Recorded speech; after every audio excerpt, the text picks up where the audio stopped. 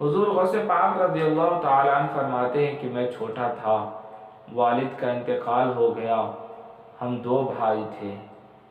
बच्चे खेलने के लिए निकले तो मैं भी खेलने के लिए निकला। बच्चों के हत्थे एक बैल चढ़ गया, और आप तो जानते ही हैं कि बच्चों के हत्थे अगर बैल चढ़ जाए या उनके हत्थे कोई चीज़ चढ़ जाए फिर उसका हश्र क्या होगा। फरमाते हैं कि बच्चों के हत्थे एक बैल चढ़ गया।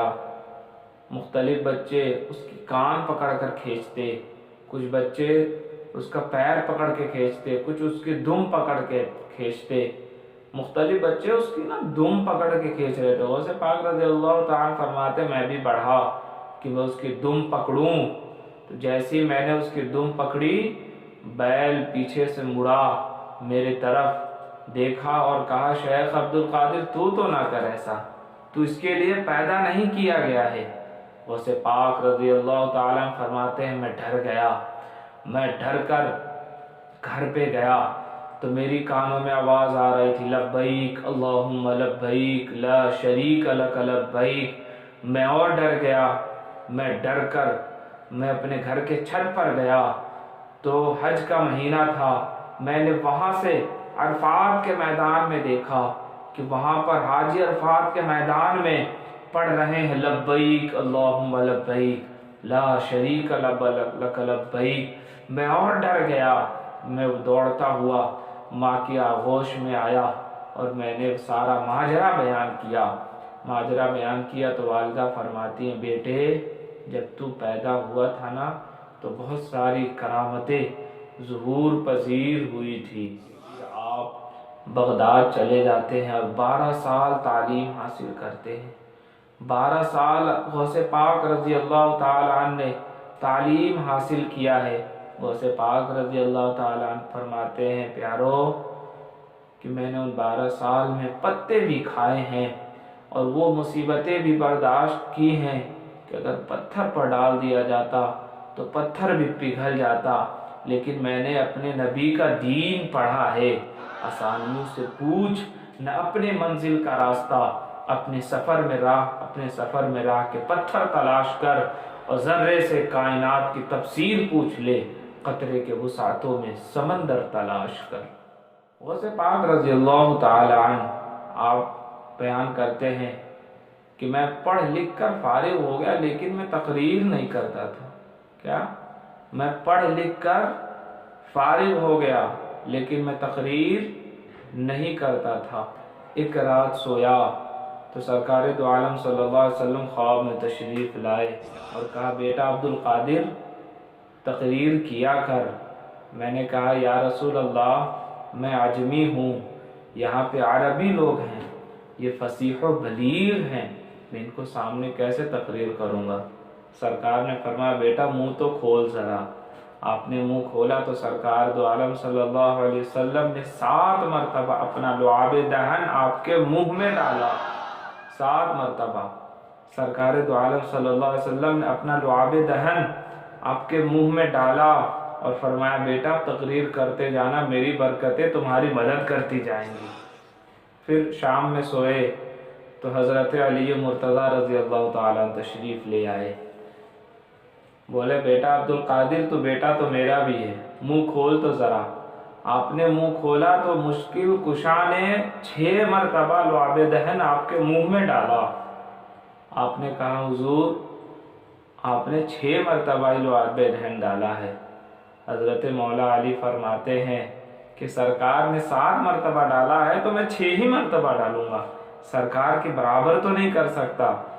गौसे आज़म फरमाते हैं मैं उठा, फिर तकरीर शुरू किया।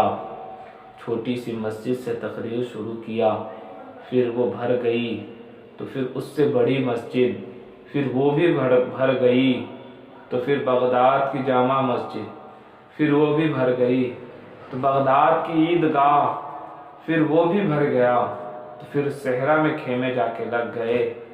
आपके मजलिस में बड़े बड़े फज़ला उलमा फ़ुक़हा नुदबा आते और कलम कापी लेकर बैठते कि गौसे पाक रज़ियल्लाहु ताला अन्हु आज जिस निकात को बयान करेंगे उसे हम लिखेंगे, उसे हम नोट करेंगे।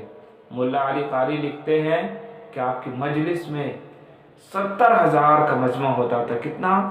70,000 کا مجمع ہوتا تھا. غوث پاک کی یہ کرامت ہے کہ آپ بغیر لاؤڈ اسپیکر کے بولتے تھے، اور جیسی سمجھ پہلے والے کو آتی تھی ایسی سمجھ اخیر والے کو. ایک صوفی گزرے ہیں، ان کا نام ابو سعید عبداللہ ہے.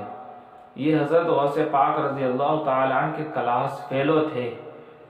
فرماتے ہیں کہ ہمارا کلاس فیلو ایک اور تھا ابن سکا نام کا، جس کو اپنے علم پر زوم تھا، جو پڑھنے میں بہت ماہر، اسے اپنے علم میں ناز تھا، تکبر تھا، گھمنڈ تھا. بغداد میں ایک شورا ہوا کہ ایک غوث نام کے ایک بزرگ آئے ہیں، جن کی کرامت یہ ہے کہ وہ تھوڑی دیر رہتے ہیں پھر تھوڑی دیر میں غائب ہو جاتے ہیں. ہمارے مدرسے کی چھٹی ہوئی، ہم نے بھی سوچا چلے ہم بھی زیارت کریں. جب ہم چلنے لگے نا تو ابن سکا کہنے لگا کہ میں ایسا سوال کروں گا کہ جواب ہی کوئی نہیں آئے گا. میں ایسا سوال کروں گا جواب ہی کوئی نہیں آئے گا. حضرت ابو سعید فرماتے میں نے کہا کہ میں پہلے چھوٹا سا سوال کروں گا، پھر دیکھوں گا ان کی علمی لیاقت کو دیکھوں گا، میں پھر ان سے بڑا سوال کروں گا. فرماتے ہیں کہ جب ہم دونوں لوگوں کی بات ہو گئی تو ہم سید عبد القادر کے جانب لوٹے. ہم نے پوچھا عبد القادر تم سوال نہیں کرو گے؟ تو غوث پاک رضی اللہ تعالیٰ فرماتے ہیں میں اللہ کے ولیوں کو آزماتا نہیں، ان کا تو میں دیدار کرنے جا رہا ہوں. کہتے ہم پہنچے تو بابا موجود تھے. تھوڑی ہی دیر گزرا تھا کہ غائب ہو گئے. تھوڑی دیر گزرا تھا کہ غائب ہو گئے.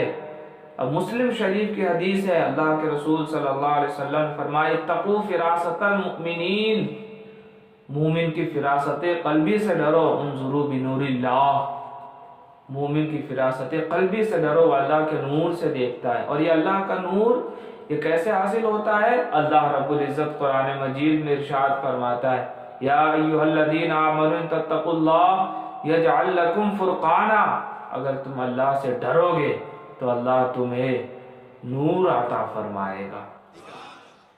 فرماتے ہیں کہ تھوڑی دیر بعد وہ بزرگ واپس آتے ہیں تو ان کے چہرے پر جلال تھا، اور ایسا جلال کہ ہم نے آج تک نہیں دیکھا تھا. بیٹھتے آتے ہی فرماتے ہیں کہ ابن سکا تو کہتا تھا میں ایسا سوال کروں گا جواب ہی کوئی نہیں آئے گا، کر سوال کر سوال. ابو سعید فرماتے ایسا جلال ہم نے کبھی نہیں دیکھا تھا. ہم ڈر گئے، ہم کانپنے لگے. ابو سعید فرماتے ہیں کہ جلال میں فرمانے لگا ابن سکا کر سوال، تو اللہ کے ولیوں سے بغض رکھتا ہے، تو اللہ کے ولیوں سے بغض رکھتا ہے، تیرے اندر مجھے کفر کی بو آ رہی ہے. ابو سعید عبداللہ فرماتے ہیں پھر میری طرف دیکھا انہوں نے اور کہا جنہوں نے اللہ کے لیے اپنے گھر کو چھوڑ دیا تو ان کو آزمائے گا. تو کافر تو نہیں ہوگا لیکن تجھے میں دنیا دار دیکھ رہا ہوں.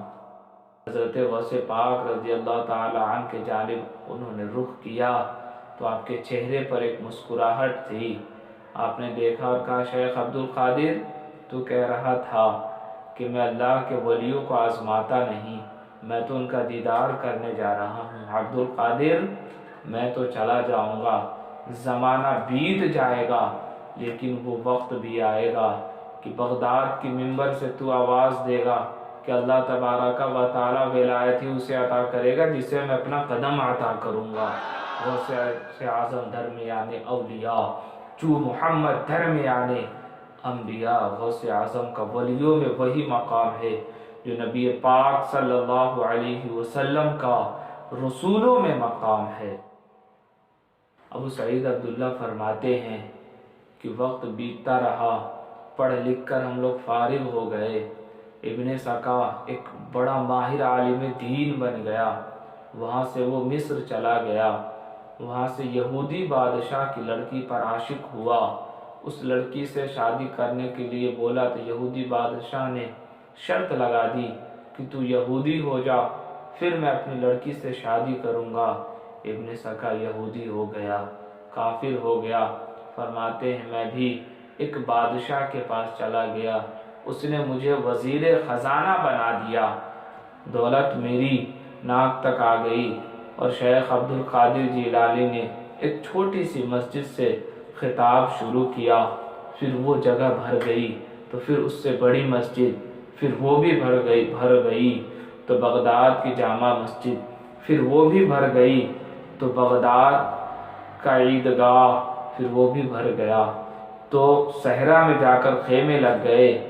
پھر آپ کی مجلس میں وہ وقت بھی آیا کہ جس میں بڑے بڑے علماء، فضلاء، ندباء، وقت کے کتب، ابدال موجود تھے۔ آپ کو تقریر کرتے ہوئے جلال آیا، آپ نے ان جلال میں کہا کہ لوگوں، اللہ تبارک و تعالی ولایت اسی کو عطا کرے گا جس میں اپنا قدم عطا کرو۔